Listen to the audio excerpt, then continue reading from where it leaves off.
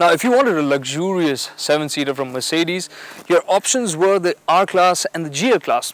But that was until last year when the R-Class was knocked off the list. And the GL Class, well, it was a bit dated since it came to India a little late in its product cycle. But in 2013, it's different because Mercedes has brought the new GL to India. This is a mammoth of an SUV. We're going to see whether it's better than the previous one or not.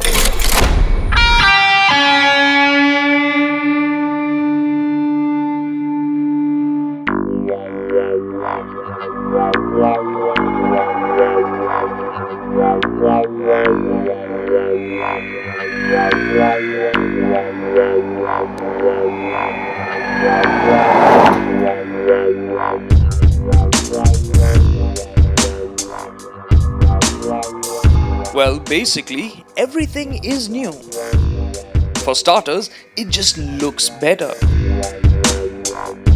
The chiseled, chunky headlamps and the big twin-slat grille dominate the face. Our test car looked all the more impressive because of the AMG front and rear skirts, the flared wheel arches, the chrome trim for the belt line and lower body parts. All of this is being offered by Mercedes as standard for the first 100 GLs. It also gets gorgeous 21-inch wheels, and nestled inside are these special calipers.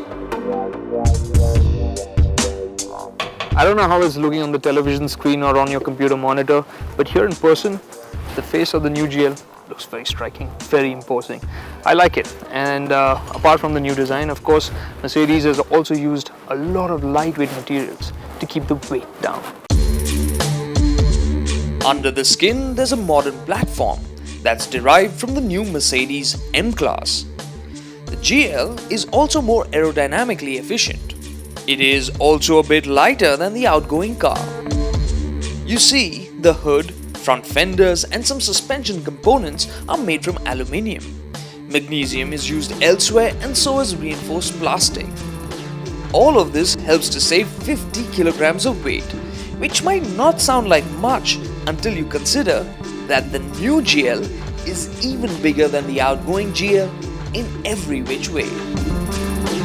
Okay, on the more widely accepted metric scale, the new GL is 32mm longer than before. And that surely does help. Now, one benefit of the GL's massive length is that even with the third row of seats up, you have decent luggage room here to store luggage in. The third row of seats can be folded flat at the press of a button. That opens up enough space to move a house. And if you flip the second row down, you get 2,300 liters of luggage space. The GL is also 14mm wider and 10mm taller than the outgoing car. From the side, the sculpted surfaces try to mask its size, with some amount of success. Now, to access the third row, one pull of a handle here, there's another one here. The seat flips forward and you have a nice wide access to the third row. Now, let's see. Well, you know what? For a third row, surprisingly good under thigh support. Headroom is very good. Legroom is pretty nice too. Actually usable third row of seats even for adults, with the only exception being if you're a 6-footer or plus. Now let's move to the middle row. The seats offer great under thigh support. And there's just no shortage of room no matter how tall you are. Sitting 3 abreast won't be a problem either. The front seats are just as impressive. The powered seats can show you just how much room there is. Feels like I took an elevator to go up a couple of floors. Knee room is also massive, and the seats can be adjusted to suit just about every need. Although, what helps to lift the ambiance is the new interior design. So no big surprise in terms of what you're seeing in terms of design. We've seen this on other Mercedes recently and it's just been scaled up for the GL. But all in all, definitely a big step up from what we've seen earlier in the GL, and looks very premium. This brushed metal finish and all these chrome trimmings really give it a very nice and upmarket look. The GL also comes with a lot of equipment. There's 3-zone climate control, fully powered seats as we've seen, and panoramic sunroof for all 3 rows. That really does make the cabin feel airy. The cabin design does have other benefits for the driver. Now first, when you get inside this car, you are going to balk even at its size. Driving it requires you to slow down through gaps that you normally just zip through. You just want to make sure that this doesn't touch any part of it, right? That aside though, when you look in the back, you'll find that the view out back is pretty good. It's a big glass at the back. That aside, Mercedes though does have this 360-degree rear view camera, which makes reversing and all in back streets where there's lots happening around you much easier.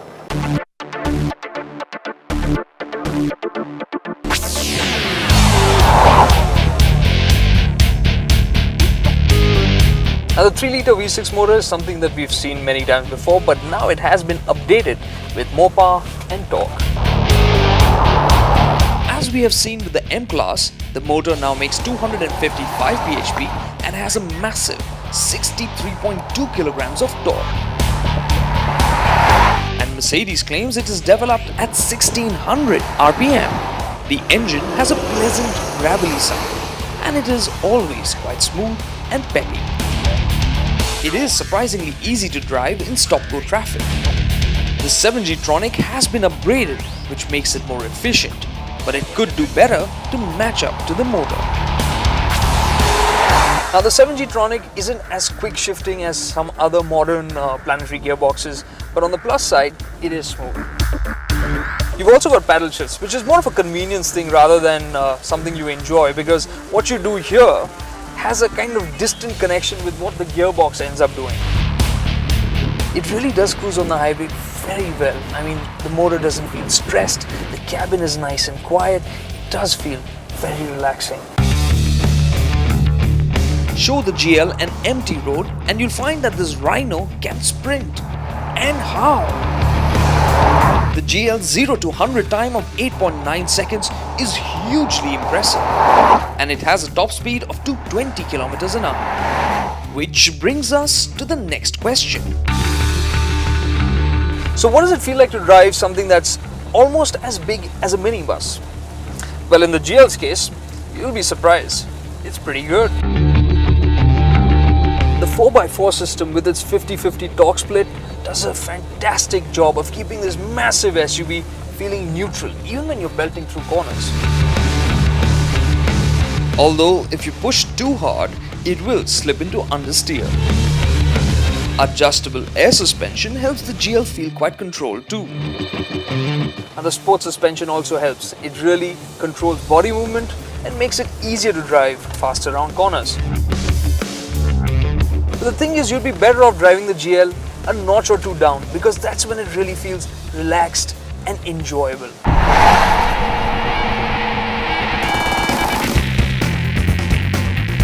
What's abundantly clear is that the GL is not a Porsche Cayenne in terms of driving experience. Nonetheless, the GL can be very impressive as long as you drive it at 70 to 80% of its ability. Now the GL is best enjoyed driven a couple of notches down, because you know what, when you get a gap, it's kind of hard to get something this big to squeeze through.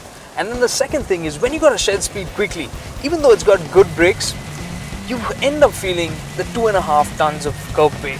You just can't ignore that. Instead of giving your adrenaline glands a workout, the GL prefers to relax your heart rate. The hushed cabin and great straight-line stability mask speed very well. The GL's adjustable air suspension lowers ride height by 15mm at highway speeds and also levels the ride height depending on the load. What the passengers will really appreciate is the improved ride comfort. Now the old GL's ride quality was soft, a bit too soft, but here on the new car, it's a lot more controlled. It's soft still, very comfy, but without being wallowy or too floaty. One thing though is you will feel a couple of bumps thunking through every now and then, but I think that's more to do with the 21-inch wheels that Mercedes is offering as standard on the new GL for the first 100 cars. there's a bit of shudder from the chassis when you nail a rough patch. Then I went to find out a bit more about the GL. Now the second generation GL for India does without proper off-road hardware like low ratios and locking diffs. But Mercedes insists that this is still pretty capable in the slush, which is why we've come to their off-road track here at the plant to see what the new GL can do.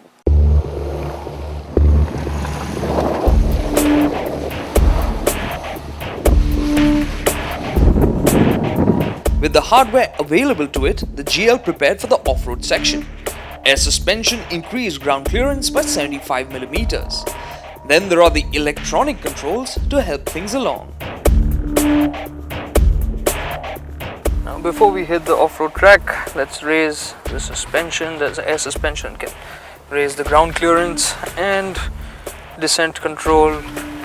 And once we have the speed control, we can of course alter the descent control speed. I've set it to 3 kilometers an hour. It's impressive. Let's see.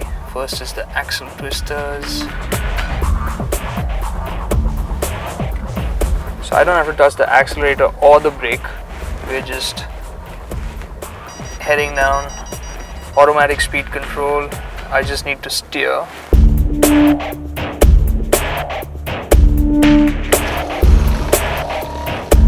Now this brown mud when it's wet is incredibly slippery.